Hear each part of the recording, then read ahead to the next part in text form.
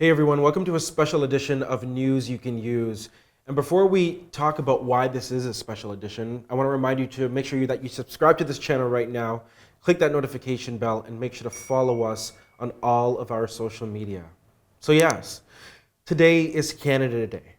And while many people have chosen to celebrate today, we've chosen to do something different here. We wanted to pass the mic. We all know of the recent news that has transpired in this country, the dark discoveries that have been made on the sites of residential schools across this country. And so we thought it was important that we hear from people who, for too long, have had their voices muted in this country. We wanted to pass the mic, to hear about the experiences, to hear about how we as a country can do better, and what are the first steps we can take to reconciliation with Indigenous peoples.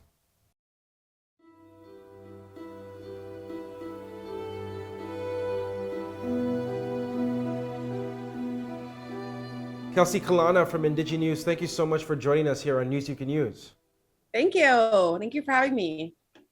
You know, I'm really excited to speak with you because we're talking about something pretty poignant, about whether Canada Day should be canceled. And I know that you're an Indigenous reporter yourself. I'd like to know, before we even begin, talk to me about your Indigenous background. Sure. Kelsie Kilawna. I am Mhm. a Silkashuquatmik storyteller here in Western so-called Canada. And my territory that I am living and reporting on is Silk Territory, Mm. which is Amazing. Okanagan. Yes, for people who, just to put in reference for people. So Kelsie, talk to me. I mean, this year has been wild. Like, it's been absolutely wild. We did an episode on the BG show asking the question, should Canada Day be canceled this year? And we received like a varied response from people. How are you feeling about it this year? Yeah, I mean, I think that for most of Indigenous country right now, it's safe to say that we all are in deep grief and mourning right now, very deep grief and mourning. And in our protocols, at least in the Silkashuquatmik, is we don't celebrate or do anything of that nature during when we're in grief and mourning. Hmm. We have now counted this morning, there's a new count in from the Tanaka Nation, adding another 100, over 160 children to that. So now we're almost 1,500 children that have been uncovered. At least the discovery of it for the rest of Canadians. Like I say, we've known this truth all along. All this is kind of that reminder for us that we've been ignored for the past 150 years, and that now is the time for us to share our truth and not time for Canada to celebrate their genocide. What do you say to Canadians who still believe Canada Day should be celebrated? Because we're hearing that from politicians themselves. I think of Conservative leader Aaron O'Toole, who's been still talking about the fact that he wants to defend Canada Day. Yeah, I mean, we're coming into a time of unity right now. And so what we're saying is, like, give us the one day to show us where you are as a country when it comes to reconciliation. And so that's kind of where we're at with it, is we're in a place of like, we want unity, but we also need action from the other side as well. In your reporting, what have you noticed? Have you noticed a change of direction from politicians out west, because that's where you are located? What are you hearing on the streets? There is a man, his name is Scott Anderson. He's a politician and he's part of the Vernon City Council. Anybody Mhm. can Facebook him and see what he posted about Canada Day, and about how he went on to list all of the good things that Canada did while we were in residential schools, all of the positive things that they've done. So, in some regards, no, we have not seen a shift in attitude. We've only seen where we're going to divide and where we're going to unite. So, in that sense, with Vernon City Council, it's great because they've been calling to decolonize, and that's kind of a story we're working on, is how messy it is to decolonize a city, but it's necessary at the same time. When you decolonize a city, what does that even look like? I don't think it's possible. I think they can uncolonize in policy and in how they hold themselves, I guess, and how they take action on reconciliation. Making sure that the TRC calls to action are heard is a big part of what that would look like, and taking part in it, and also holding themselves up as someone who is actively working towards reconciliation. And when I talk about reconciliation, I don't mean reconciliation with Indigenous people. I mean reconciling with themselves, because that's to me what reconciliation is they're reconciling with themselves what they've done. But we need to at least not have policies that work towards assimilation or genocide. I would like to know, how is IndigiNews doing? Because it's so important to have, an Indigenous strong voice in the media. How is the news outlet doing right now? I mean, we're struggling. Last week when the news came out of Saskatchewan, that was an extremely difficult day for all of us. Because we have family members who are having flashbacks, because we have family members who have gone here. My whole entire family went to the so-called Kamloops residential school. My whole family went. And so it hits us at a much different level. And that's what drives us to tell stories differently.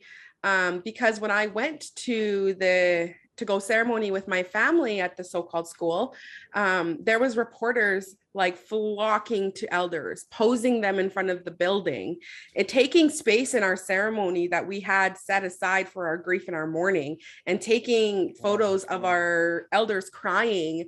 And I get that they want to have this shock factor, but that dehumanizes us. That's inhumane treatment of us in our grief.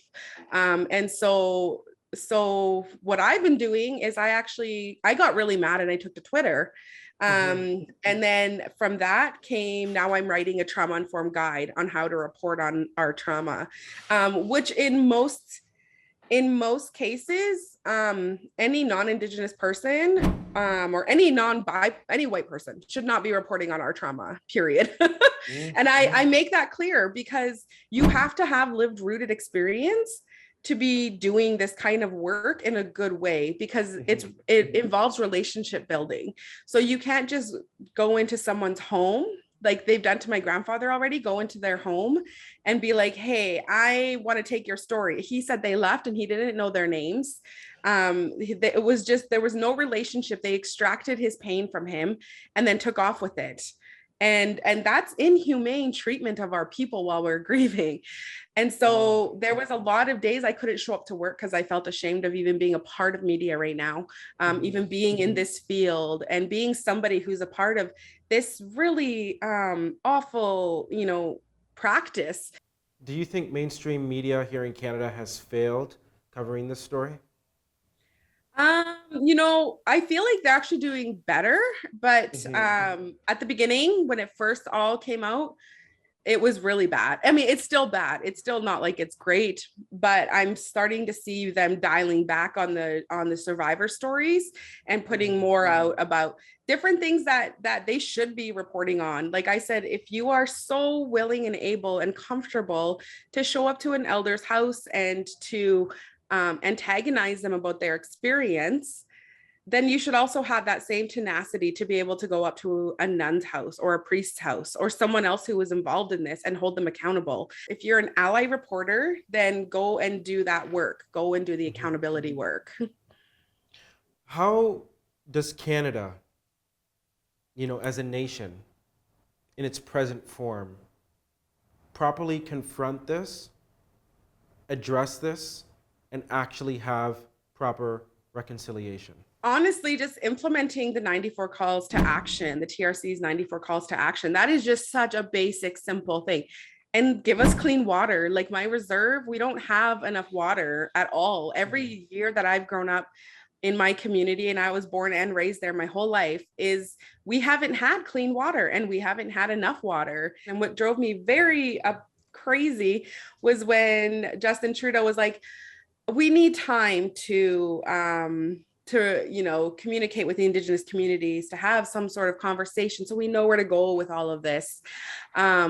No, we don't need that. We literally wrote out a whole guide, literally the TRC. You know, Kelsie, I want to finish off by, I know one of the recommendations in the report is an apology from the Catholic Church. The Pope, it's been reported, is supposed to visit Canada sometime this year. No word yet on if an apology will actually come from him. As an Indigenous woman, does that matter to you at this point? No, not at all. Yeah. Very clear, resounding no from me. Yeah. Anyways, it doesn't mean anything. Accountability would mean a lot. Handing over all those records right now, when we asked for it a lot years ago, that means a lot. Yeah. Anything else for an entity like that that's still hiding the truth, that's what's called performative to me. That's performative. It's to be like, I'll offer you an apology, but I'm not giving you anything more. I'm not giving you any reparations, and I'm not giving you the records to show what I've actually done. Kelsie, thank you for being so open and honest and transparent and sharing your knowledge and insights. I really do appreciate it. Thank you, and thank you for having me. There was a lot to take in there, that's for sure. But I think that's what it is right now. It's a time to listen. Hey, BG Squad, we want to thank you for taking the time to watch this special edition of News You Can Use. And also to remind you to make sure that you subscribe to this channel, hit that notification bell, comment below, and share this video. And don't forget, a new episode of the Brandon Gonez Show, the BG Show, drops on Sunday. We'll see you then.